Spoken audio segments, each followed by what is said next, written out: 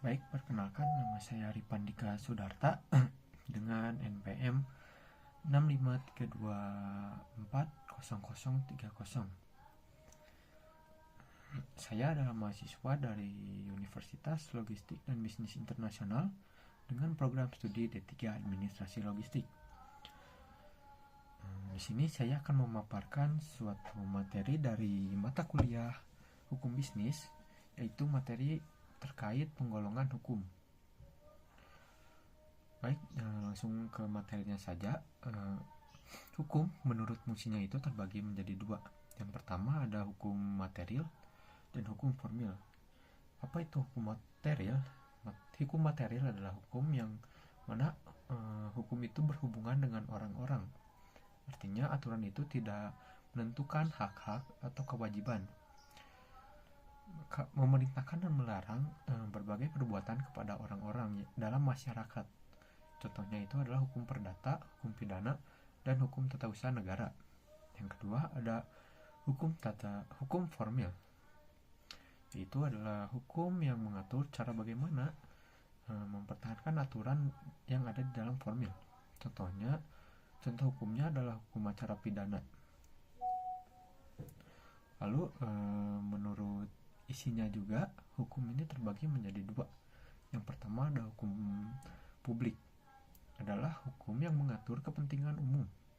Dapat dikatakan aturan-aturan ini mengatur mengenai hubungan hukum antara negara dengan perseorangan, lalu negara dengan perlengkapan.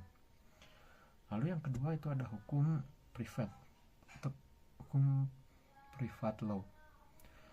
Itu hukum yang mengatur kepentingan perseorangan atau dapat dikatakan sebagai aturan yang mengatur hukuman dari orang ke orang lainnya. Contohnya adalah hukum perdata. Lalu hukum berdasarkan wujudnya juga terbagi menjadi dua. Yang pertama itu tertulis, yaitu hukum yang dapat kita temui dalam bentuk tulisan dan dicantumkan dalam berbagai benda atau peraturan negara.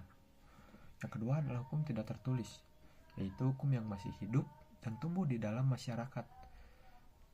Contohnya adalah hukum adat. Lalu berdasarkan sifat, hukum ini ada hukum memaksa dan hukum yang mengatur. Maksudnya hukum memaksa adalah hukum yang dalam keadaan bagaimanapun hukum itu mempunyai paksaan untuk kita melakukannya. Contohnya adalah hukuman bagi perkara pidana.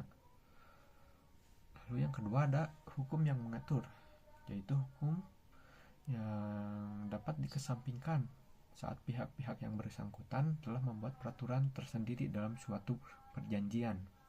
Contohnya adalah hukum mengenai warisan yang dapat diselesaikan dengan kesepakatan antara pihak-pihak yang terkait. Lalu berdasarkan wilayah, hukum terbagi menjadi tiga. Ada wilayah lokal, nasional, dan internasional. Lokal yaitu hukum yang berlaku pada suatu daerah tertentu, misalnya daerah hukum adat Batak, Minangkabau, Jawa, dan masih banyak lagi. Lalu hukum nasional yaitu hukum yang berlaku di suatu daerah tertentu atau negara tertentu, misalnya hukum dari Indonesia, Malaysia, Filipina, dan Thailand. Lalu yang terakhir ada internasional, yaitu hukum yang berlaku antara dua negara atau lebih. Contohnya hukum perang, perdata internasional, dan sebagainya. Lalu berdasarkan waktunya, hukum ini terbagi menjadi dua. Yang pertama hukum yang berlaku sekarang atau saat ini, biasa disebut dengan hukum positif. Maksudnya adalah hukum yang sudah ditetapkan dan mengikat secara umum, secara khusus. Contohnya untuk sekarang itu Undang-Undang Dasar 1945. Yang kedua itu hukum yang berlaku pada waktu mendatang, adalah hukum yang belum ditetapkan, biasanya masih dalam bentuk rancangan atau masih dalam tahap diskusi dan akan diwujudkan di masa depan. Contohnya adalah rancangan undang-undang. Lalu berdasarkan subjek hukum, Hukum ini terbagi menjadi 3. Yang pertama, hukum satu golongan, itu hukum yang mengatur dan berlaku hanya bagi suatu golongan tertentu. Yang kedua, ada hukum semua golongan, yaitu hukum yang mengatur dan berlaku bagi semua golongan. Lalu yang ketiga, ada hukum antar golongan, yaitu hukum yang mengatur 2 orang atau lebih, masing-masing pihak dengan hukum yang berbeda.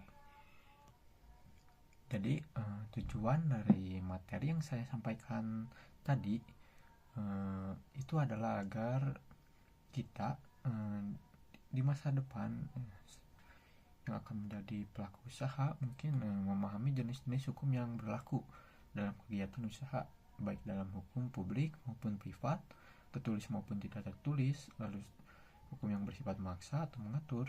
Dengan memahami penggolongan ini, kita dapat menjalankan usaha sesuai dengan aturan yang ada, menghindari resiko hukum, dan menyelesaikan sengketa secara tepat sesuai jenis hukum yang berlaku. Mungkin sekian yang dapat saya sampaikan. Wassalamualaikum warahmatullahi wabarakatuh.